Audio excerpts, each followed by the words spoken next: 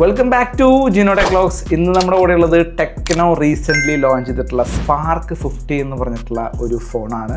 So ഈ ഒരു ഫോണിൻ്റെ ഒരു റിവ്യൂയിലേക്ക് എല്ലാവർക്കും സ്വാഗതം. ഇതൊരു ചെറിയ റിവ്യൂ ആയിരിക്കും കേട്ടോ. ചെറിയ റിവ്യൂ ഇൻ ദ സെൻസ് ഈ ഫോണിൻ്റെ സ്പെസിഫിക്കേഷൻസ് ഒന്നും അങ്ങനെ ഭീകരമായിട്ട് നമുക്ക് എടുത്ത് പറയാനായിട്ടില്ല. വളരെ സിമ്പിളായിട്ട് പറയാനുള്ള സ്പെസിഫിക്കേഷൻസ് ഉള്ളൂ. ബട്ട് ചില യൂണിക് ഫീച്ചേഴ്സ് ഈ ഒരു ഫോണിനുണ്ട്. അതുകൊണ്ട് പറഞ്ഞുതരാം. പിന്നെ എല്ലാവർക്കും സുഖമാണെന്ന് വിചാരിക്കുന്നു. നമ്മുടെ ചാനൽ സ്ഥിരമായിട്ട് കാണുന്നവരാണ്. നിങ്ങൾ സബ്സ്ക്രൈബ് ചെയ്തിട്ടില്ലാന്നുണ്ടെങ്കിൽ തീർച്ചയായിട്ടും സബ്സ്ക്രൈബ് ചെയ്യുക. അതുപോലെ അടിപൊളി വീഡിയോസ് ഡെയിലി വരുന്നതായിരിക്കും. നമ്മളെല്ലാ ഫോണും ഒരു വിധം കവർ ചെയ്യാറുണ്ട്. എല്ലാ ഫോണും നമ്മളൊരു 1 വീക്ക് യൂസ് ചെയ്ത് അതിൻ്റെ ഒരു ജെന്യുവിൻ റിവ്യൂ ആണ് തരാറുള്ളത്. എസ്പെഷ്യലി നമ്മൾ ക്യാമറ പാർട്ടൊക്കെ നല്ല രീതിയിൽ നമ്മൾ റിവ്യൂ തരാറുണ്ടെന്നാണ് എൻ്റെ അഭിപ്രായം compared to other channels. So എന്തായാലും നിങ്ങളുടെ സപ്പോർട്ട് തീർച്ചയായിട്ടും വേണം. എന്നാൽ മാത്രമേ നമ്മുടെ ചാനലിൻ്റെ ഒരു ഗ്രോത്ത് ഉണ്ടായിരിക്കുള്ളൂ. സോ നമുക്ക് നേരെ വീഡിയോയിലേക്ക് പോകാം. സോ ടെക്നോ സ്പാർക്ക് 50 എന്ന് പറഞ്ഞ ഈ ഒരു ഫോൺ അൺബോക്സ് ചെയ്ത് കഴിഞ്ഞാൽ, ഞാൻ ഓൾറെഡി ഫോണിൽ നിന്ന് എടുത്ത് മാറ്റി വെച്ചായിരുന്നേ. അൺബോക്സ് ചെയ്ത് കഴിയുമ്പോൾ മെയിനായിട്ട് നമുക്ക് കിട്ടുന്നത് നമ്മുടെ ടെക്നോ 50 എന്ന് പറഞ്ഞിട്ടുള്ള ഈ ഒരു ഫോണാണ്.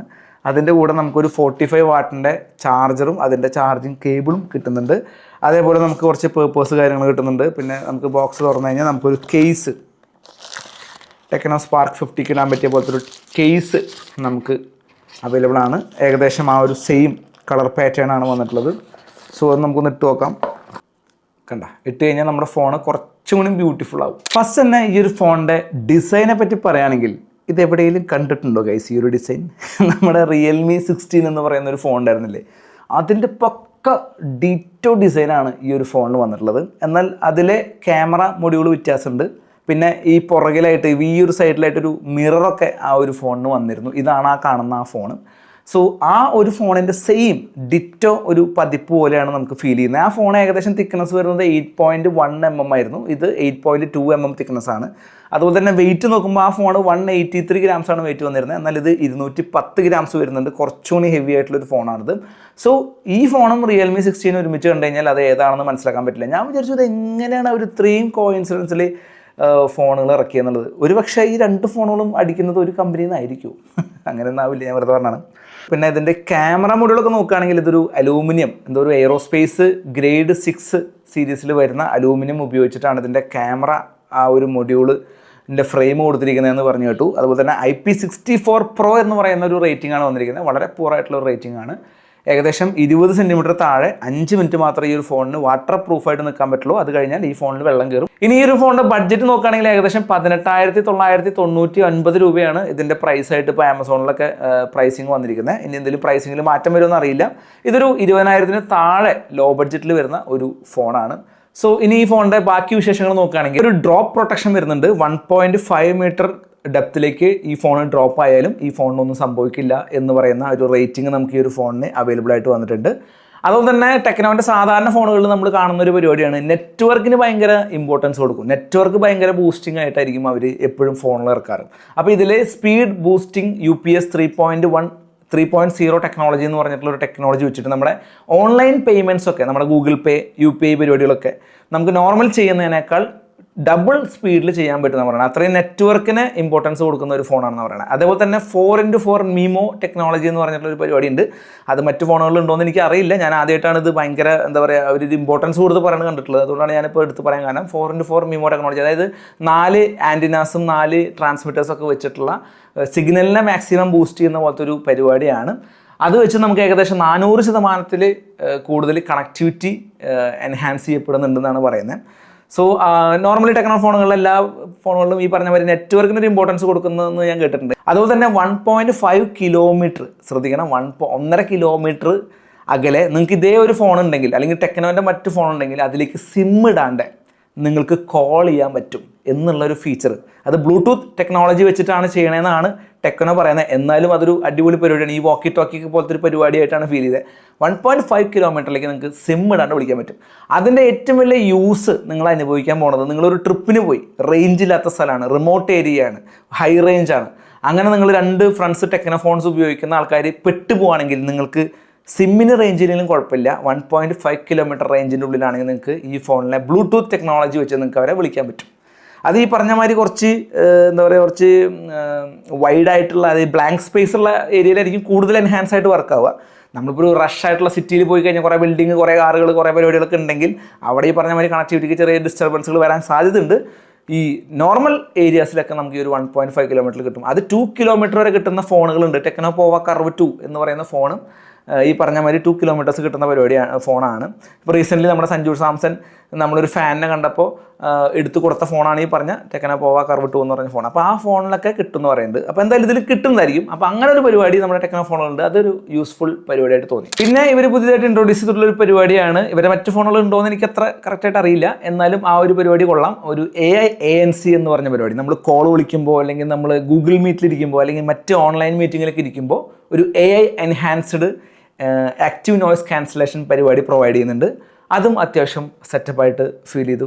വലിയ കുഴപ്പമില്ലാത്തൊരു ക്ലാരിറ്റിയും കാര്യങ്ങളൊക്കെ നമ്മൾ കോളിങ്ങിലൊക്കെ കിട്ടുന്നുണ്ട് എന്നുള്ളതാണ്. പിന്നെ 4 കളേഴ്സിലാണ് നമുക്ക് ഈ ഒരു ഫോണ് അവൈലബിൾ ആയിരിക്കുക. ഫോണിൻ്റെ ലുക്കൊക്കെ അടിപൊളിയാണ്. ലുക്കൊന്നും പറയാനില്ല. കാണുമ്പോൾ റിയൽമി 16 പോലെ ഇരിക്കുന്നുണ്ടെങ്കിലും ലുക്ക് വൈസ് സാധനം സെറ്റാണൊന്നും പറയാനില്ല. പിന്നെ ഒരു പ്രത്യേകത എടുത്ത് പറയാനുള്ളത് 3.5mm ഓഡിയോ ജാക്ക്. നിങ്ങൾക്ക് കാണുന്നുണ്ടോ? കണ്ട 3.5mm audio Jack is back. അത് ഇവർ തിരിച്ചു കൊണ്ടുവന്നിട്ടുണ്ട്. ഒരു പക്ഷേ അതൊക്കെ കൊണ്ടുവന്ന കാരണമായിരിക്കും ഈ IP64 പ്രോയിലേക്ക് ഒതുക്കേണ്ടി വന്നത്. എന്നാലും ആ സാധനം ഉണ്ട്. ആ സാധനം ഏറ്റവും കൂടുതൽ യൂസ് ചെയ്യുക ആരാന്ന് പറയും, ഈ കരോക്കെ മ്യൂസിക്കൊക്കെ വെച്ചിട്ട് സ്റ്റേജിലൊക്കെ പാട്ട് പാടുന്ന ചേട്ടന്മാർക്ക് ഈസി ആയിട്ട് നമ്മുടെ ഓക്സ് കേബിൾ വെച്ച് നമുക്ക് അടിപൊളിയായിട്ട് നമുക്ക് പാട്ട് കേൾക്കാം. അതുപോലെ തന്നെ നമ്മുടെ കാറിലെ മ്യൂസിക് സിസ്റ്റം കുറച്ച് പഴയതാണ്, അതിലേക്ക് ഓക്സ് കേബിളെ കുത്താൻ പറ്റുള്ളൂ എന്നുണ്ടെങ്കിൽ ഇതിൽ ഈസി ആയിട്ട് കുത്തിയിട്ട് നിങ്ങൾക്ക് പാട്ട് സെറ്റ് ചെയ്യാം. നിങ്ങളുടെ വീട്ടിലൊരു പഴയ മ്യൂസിക് സിസ്റ്റം ഉണ്ടെങ്കിൽ അതിൽ ഈസി ആയിട്ട് കുത്തിയിട്ട് ചെയ്യാൻ പറ്റും. ഇങ്ങനെ കുറേ പരിപാടികൾ ഈ ഒരു 3.5mm ജാക്ക് വെച്ച് നമുക്ക് ചെയ്യാൻ പറ്റും. അത് ഇവർ ബാക്ക് തിരിച്ചു കൊണ്ടുവന്നിട്ടുണ്ട്. എല്ലാ ബ്രാൻഡുകളും എടുത്ത് മാറ്റി. ഇവരിപ്പോൾ അപൂർവം ചില ബ്രാൻഡുകൾ കൊണ്ടുവരുന്നുണ്ട്. അപ്പോൾ നമ്മുടെ GSM ആരാനൊക്കെ നോക്കുന്ന സമയത്ത് എല്ലാ ബ്രാൻഡുകളിലും ഈ 3.5mm ജാക്ക് നോ എന്ന് കാണുമ്പോൾ ഇവരുടെ ഫോണിൽ യെസ് എന്ന് കാണുമ്പോൾ ഒരു സന്തോഷം, അത്രേ ഉള്ളൂ. അപ്പോൾ അങ്ങനെ ഫീച്ചർ വരുന്നുണ്ട്. പിന്നെ ഫിംഗർ പ്രിൻറ്റ് നമുക്ക് സൈഡിലാണ് വരുന്നത്. സൈഡിലെ സ്വിച്ചിലാണ് നമുക്ക് ഫിംഗർ പ്രിൻറ്റ് വരുന്നത്. ഫോൺ കുറച്ച് ഹെവിയാണ് കേട്ടോ. 210 ഗ്രാം ഉണ്ട്. കുറച്ച് ഹെവിയാണ്. 8.2mm തിക്നെസ് ആണ് വരുന്നത്.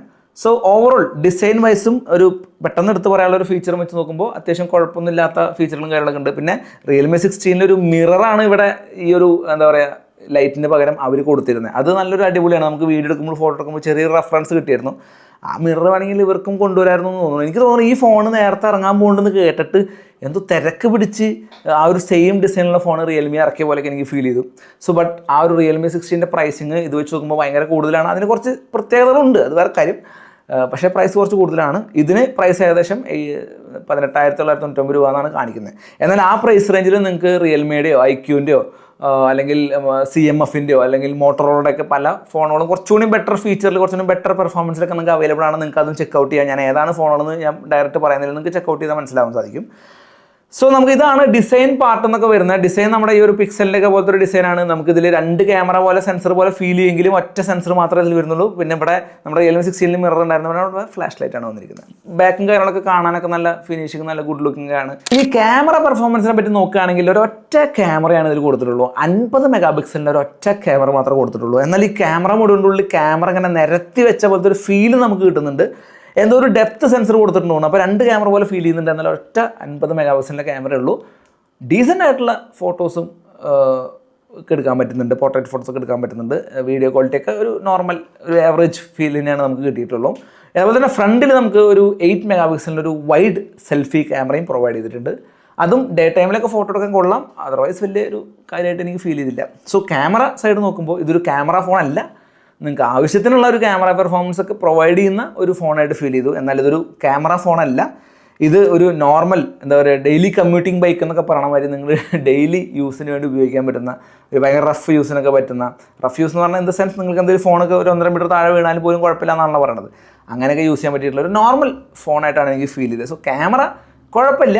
എന്നാൽ അതൊരു ക്യാമറ ഫോണോ അല്ലെങ്കിൽ ക്യാമറയ്ക്ക് വേണ്ടി കുഴപ്പമില്ലാത്തൊരു ഫോണെന്ന് പറയാൻ പറ്റാത്തൊരു ഫോണായിട്ടാണ് ഫീൽ ചെയ്തത്. ഇതാണ് ടെക്നോ സ്പാർക്ക് 15ൻ്റെ ഫ്രണ്ട് ക്യാമറയിൽ നമ്മൾ വീഡിയോ എടുക്കുമ്പോൾ കിട്ടുന്ന ക്വാളിറ്റി. നമുക്ക് HD 30 FPS അല്ലെങ്കിൽ 2K 30 FPS വീഡിയോ എടുക്കാൻ പറ്റും. 60 FPS ഇല്ല, ചിപ്സെറ്റ് അത്രയും ക്യാപ്പബിൾ അല്ല. സോ ഇതാണ് ഫ്രണ്ട് ക്യാമറ വീഡിയോ ക്വാളിറ്റി കേട്ടോ.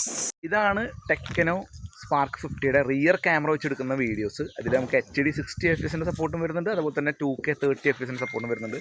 ഞാൻ റിയർ ക്യാമറയിൽ ഇങ്ങനെ പിടിക്കുമ്പോൾ ചിലപ്പോൾ എൻ്റെ ഹെഡ് ഇങ്ങനെ ചെറുതായിട്ട് ക്രോപ്പായ പോലെ നിങ്ങൾക്ക് ചില സമയത്ത് ഫീൽ ചെയ്യുന്നുണ്ടാവും. കാരണം അത്രയും വൈഡായിട്ടുള്ളൊരു ക്യാമറ അല്ല കൊടുത്തിരിക്കുന്നത്. ആ ഒരു ലിമിറ്റേഷൻ ഉണ്ട്. നമ്മളിങ്ങനെ റിയർ ക്യാമറ പിടിച്ച് ഇങ്ങനെ കയ്യിൽ പിടിച്ചിട്ട് വീഡിയോ എടുക്കുമ്പോൾ ഒക്കെ ചെറിയൊരു ലിമിറ്റേഷൻ ഉണ്ട്. കാരണം അത്രയും വൈഡല്ല.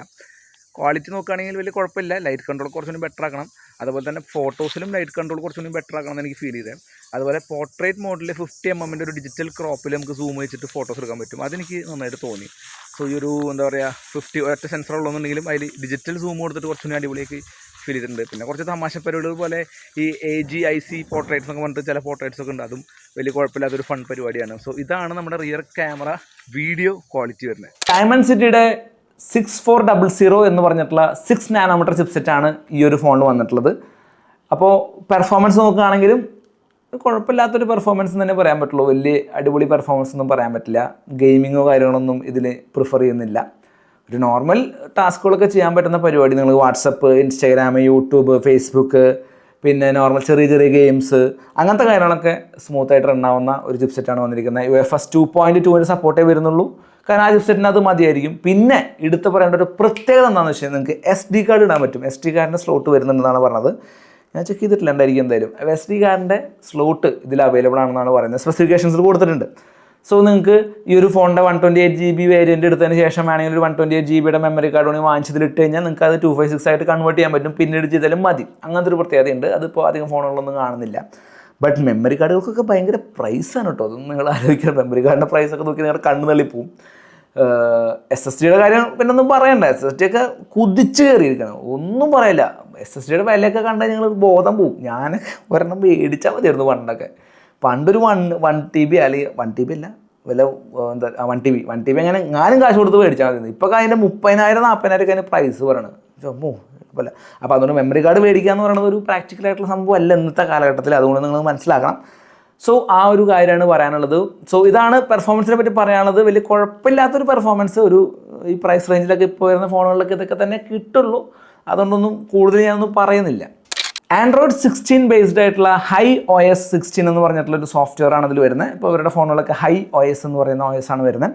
അത്യാവശ്യം കുഴപ്പമില്ലാത്ത AI പരിപാടികൾ, എല്ലാ AIയുടെ ഒരു അസിസ്റ്റൻറ്റ് പരിപാടികളൊക്കെ ഇതിൽ വരുന്നുണ്ട്. എല്ലാ AI എന്ന് പറഞ്ഞാൽ എല്ലാം AI എന്നല്ല ഞാൻ പറഞ്ഞത്, എല്ലാ AI എന്ന് പറഞ്ഞിട്ടുള്ള ഒരു AIയുടെ പേരാണ്.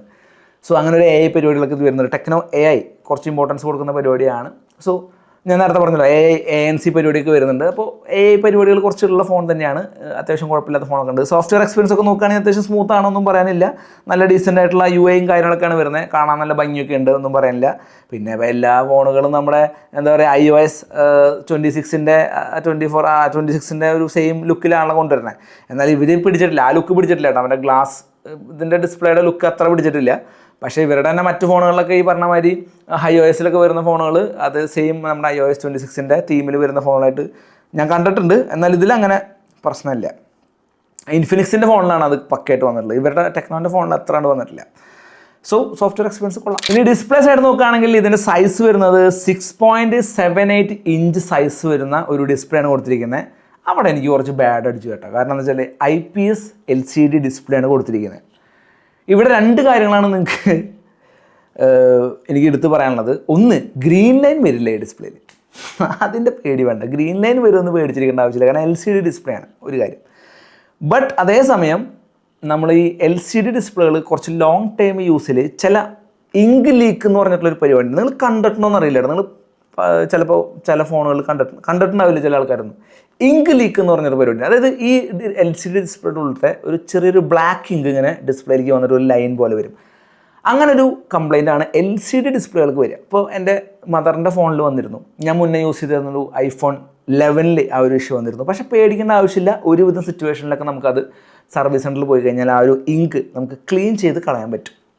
അപ്പോൾ അങ്ങനെ ഒരു പ്രശ്നം LCD ഡിസ്പ്ലേകൾക്ക് വരാൻ ചാൻസ് ഉണ്ട്. പിന്നെ AMOLED ഡിസ്പ്ലേ ഇല്ലാത്തതുകൊണ്ട് തന്നെ നമുക്ക് ഈ ഒരു ഫോണിൽ കാണുന്ന വിഷ്വൽ എക്സ്പീരിയൻസ് കുറച്ച് കുറവാണ്. അതുപോലെ തന്നെ ബ്ലാക്കൊക്കെ പ്യുവർ ബ്ലാക്ക് ആയിട്ടല്ല കാണുന്ന ഒരു ഫെയ്ഡഡ് ബ്ലാക്ക് പോലെയാണ് നമുക്ക് ഫീൽ ചെയ്യുന്നത്. അത് AMOLED ഡിസ്പ്ലേ ആയതാണ് IPS LCD ഡിസ്പ്ലേ. പിന്നെ 120 Hz റിഫ്രഷ് റേറ്റ് ഒക്കെ വരുന്നുണ്ട്. സോ ഡിസ്പ്ലേ സ്മൂത്തൊക്കെ തന്നെയാണ്, AMOLED ഡിസ്പ്ലേ ഇല്ല എന്നുള്ളൂ. പിന്നെ നമുക്ക് 256 ppi ഒരു പിക്സൽ പെർ ഇഞ്ച് എന്ന് പറയുന്ന ക്ലാരിറ്റി വരുന്നുണ്ട്. അത് കുറച്ച് കുറവ് തന്നെയാണ്. സോ ഡിസ്പ്ലേ നോക്കുകയാണെങ്കിൽ ഒരു ആവറേജ് ഡിസ്പ്ലേ ആണ്. 6500 mAh ഒരു ഹ്യൂജ് ബാറ്ററിയാണ് ഇതിൽ കൊടുത്തിരിക്കുന്നത്. 45 വാട്ടിൻ്റെ ഫാസ്റ്റ് ചാർജിങ് സപ്പോർട്ട് അവൈലബിൾ ആണ്. ആ ചാർജർ നമുക്ക് ബോക്സിൽ വരുന്നുണ്ട്. അതുപോലെ തന്നെ ഡിസ്പ്ലേ IPS LCD ഡിസ്പ്ലേ ആയതുകൊണ്ട് തന്നെ ഡിസ്പ്ലേ സൈഡിൽ നിന്നുള്ള ബാറ്ററി കൺസംഷൻ വളരെ കുറവാണ്. In the same way performance സൈഡിൽ നിന്നും ബാറ്ററി കൺസംഷൻ വളരെ എഫിഷ്യൻ്റ് ആണ്. സോ അതുകൊണ്ടൊക്കെ നല്ല ലോങ് ബാറ്ററി ലൈഫ് കിട്ടുന്നുണ്ട് എൻ്റെ യൂസ് അനുസരിച്ച്. ഇപ്പോൾ കഴിഞ്ഞ ദിവസം റെനോ 15 എന്ന് പറയുന്ന ഫോണിൽ അത്യാവശ്യം നല്ല ബാറ്ററി ബാക്കപ്പ് കിട്ടുന്നുണ്ട്. ഞാൻ ഏതൊരു വീഡിയോയിൽ പറഞ്ഞിരുന്നു. അപ്പോൾ ആ ഒരു ചേട്ടൻ എൻ്റെ വീഡിയോ ഒക്കെ കണ്ടിട്ട് ഫോൺ എടുത്തിട്ട് എൻ്റെ ഇൻസ്റ്റാഗ്രാം പ്രൊഫൈലിൽ വന്ന് പറഞ്ഞായിരുന്നു, ബ്രോ നമുക്ക് അത്രയും ബാറ്ററി ബാക്കപ്പ് കിട്ടുന്നില്ല എന്ന് പറഞ്ഞിരുന്നു. അപ്പോൾ അതിനൊരു മെയിൻ റീസൺ എന്താണെന്ന് വെച്ച് കഴിഞ്ഞാൽ ഓരോരുത്തരുടെ യൂസാണ് അതിനെ ഡിപ്പെൻഡ് ചെയ്യുക. നിങ്ങൾ ഇപ്പോൾ ആദ്യം ഫോൺ വാങ്ങിച്ച ആ ഒരു തുടക്കത്തിലൊക്കെ നല്ല ഫോട്ടോസ് എടുക്കാനും നല്ല പെർഫോമൻസിൽ ചെക്ക് ചെയ്യാനൊക്കെ ആയിട്ട് ഗെയിം കളിക്കുക അങ്ങനത്തെ കാര്യങ്ങളൊക്കെ ചെയ്യുമ്പോൾ നമുക്ക് എന്തുണ്ടാവും, ബാറ്ററി നല്ല രീതിയിൽ ഡ്രെയിൻ ആവും. മാത്രമല്ല ഒരു 2 ആഴ്ച കഴിഞ്ഞാൽ മാത്രമാണ് ബാറ്ററി ബാക്കപ്പ് പ്രോപ്പറായിട്ടൊരു ഒപ്റ്റിമൈസ്ഡ് ലെവലിലേക്ക് വരുള്ളൂ. നിങ്ങളൊരു ഫോൺ ഉപയോഗിക്കുമ്പോൾ ആ ഫോണിനനുസരിച്ച് അതിൻ്റെ ബാറ്ററി ബാക്കപ്പ് ഒപ്റ്റിമൈസ് ചെയ്ത് വരുന്ന ഒരു ചെറിയ സമയം ടൈം പീരീഡ് ഉണ്ടെന്നാണ് ഞാൻ മനസ്സിലാക്കിയിട്ടുള്ളത്. സോ ആ ഒരു ടൈം പീരീഡ് കഴിഞ്ഞ് കഴിഞ്ഞാൽ സെറ്റ് ആവും. അപ്പോൾ അതുകൊണ്ടാണ് ഞാൻ ലോങ് ബാറ്ററി ലൈഫ് കിട്ടും എന്ന് പറഞ്ഞു കഴിഞ്ഞാൽ ആദ്യത്തെ 2 ആഴ്ചയ്ക്ക് എന്തായാലും അതൊരു ഒപ്റ്റിമൈസേഷൻ ടൈം എടുക്കും. സെക്കൻഡ് തിങ്, നിങ്ങളുടെ യൂസേജിനനുസരിച്ചിരിക്കും അതിൻ്റെ ബാറ്ററി ബാക്കപ്പ് എന്ന് പറഞ്ഞാൽ. സോ ബാറ്ററി ബാക്കപ്പ് ഒക്കെ അത്യാവശ്യം സെറ്റായിട്ട് കിട്ടുന്നുണ്ട്. സോ ഫൈനലി ഈ ഒരു ഫോണിൻ്റെ ചില നെഗറ്റീവ് സൈഡ് പറയുകയാണെങ്കിൽ ഈ ഒരു ഫോണിൻ്റെ IPS LCD ഡിസ്പ്ലേ കൊടുത്തതിന് പകരം ഒരു AMOLED ഡിസ്പ്ലേ കൊടുക്കാമായിരുന്നു എന്ന് എനിക്ക് ഫീൽ ചെയ്തു. അതുപോലെ തന്നെ റിയർ സൈഡിലൊരു 8 മെഗാ പിക്സലിൻ്റെങ്കിലും ഒരു അൾട്രാ വൈഡ് സെൻസർ കൊടുക്കാമായിരുന്നു എന്ന് എനിക്ക് ഫീൽ ചെയ്തു. അതർവൈസ് ഈ ഒരു ഫോണ് വിത്തിൻ ദ ബഡ്ജറ്റ് കാണാൻ നല്ല അടിപൊളി ലുക്കാണ്. ഇൻ ദ സെയിം വേ നമുക്കൊരു ഡ്രോപ്പ് പ്രൊട്ടക്ഷനും കാര്യങ്ങളൊക്കെ വരുന്നുണ്ട്. അതുപോലെ തന്നെ അത്യാവശ്യം നല്ല കിഡിലൻ ബാറ്ററി ബാക്കപ്പ് നമുക്ക് ഈ ഒരു ഫോണിൽ വരുന്നുണ്ട്. കാണാനും നല്ല അടിപൊളി ലുക്കാണ്. ഇതിൻ്റെ കളേഴ്സൊക്കെ കാണാൻ നല്ല ഭംഗിയാണ്. സോ അതൊക്കെ വെച്ച് നോക്കുമ്പോൾ ഈ ഒരു ഫോണ് നല്ലൊരു ഫോണായിട്ട് ഫീൽ ചെയ്തു. നല്ലൊരു ഫോൺ എന്ന് പറഞ്ഞാൽ ഞാൻ പറഞ്ഞില്ല, വിത്തിൻ ദ ബഡ്ജറ്റാണ് ഞാൻ പറഞ്ഞത്. പിന്നെ ബഡ്ജറ്റിൽ വേറെയും കുറച്ച് ഫോണുകളൊക്കെ ഉണ്ട്, നിങ്ങൾക്ക് അതുകൊണ്ട് ചെക്കൗട്ട് ചെയ്യാവുന്നതാണ്. ഞാൻ ഓൾറെഡി ചില ബ്രാൻഡുകളിലുള്ള ഫോണുകളെ പറ്റി ഞാൻ പറഞ്ഞല്ലോ, അത് നിങ്ങൾക്ക് ചെക്കൗട്ട് ചെയ്യാൻ വേണമെങ്കിൽ. ഇതൊരു ഓഫ്ലൈൻ സെൻട്രിക് ആയിട്ടുള്ള ഫോണാണ്. നിങ്ങൾ ഓഫ്ലൈൻ മാർക്കറ്റിൽ പോയിട്ട് നല്ല അടിപൊളിയായിട്ട് ടെക്നോൻ്റെ ഫോണൊക്കെ നിങ്ങൾ വാങ്ങിച്ച് പോകുന്ന ആൾക്കാർക്ക് വേണ്ടിയിട്ടുള്ള ഒരു ബെസ്റ്റ് ഫോണായിട്ടാണ് ഞാൻ ഫീൽ ചെയ്തത്. സോ ഈ ഒരു ഫോൺ നിങ്ങൾക്ക് ചെക്കൗട്ട് ചെയ്യാനായിട്ട് ജപ്പാൻ സ്ക്വയറിന് കോൺടാക്ട് ചെയ്യാം. ഏകദേശം 12 ഷോറൂമുകളടുത്ത് കേരളത്തിലെ എല്ലാ AI ഓൺ ആയതാണ് കേട്ടോ, ചെറിയ സൗണ്ട് വന്നത്. ഏകദേശം 12 ഷോറൂമിനടുത്ത് കേരളത്തിലെ ഓൾ ഓവർ ഉള്ള ഒരു ബ്രാൻഡാണ് ജപ്പാൻ സ്ക്വയറിന്. അവിടെ ഈ ഫോൺ മാത്രമല്ല ഏതൊരു ഫോൺ വേണമെങ്കിൽ നിങ്ങൾക്ക് അവിടെ ചെക്കൗട്ട് ചെയ്യാവുന്നതാണ്. അപ്പോൾ അടുത്തൊരു ഇൻഫോർമേറ്റീവ് ആയിട്ടുള്ള വീഡിയോ ആയിട്ട് കാണാൻ വരികയും. ബൈ. Jino tech vlogs.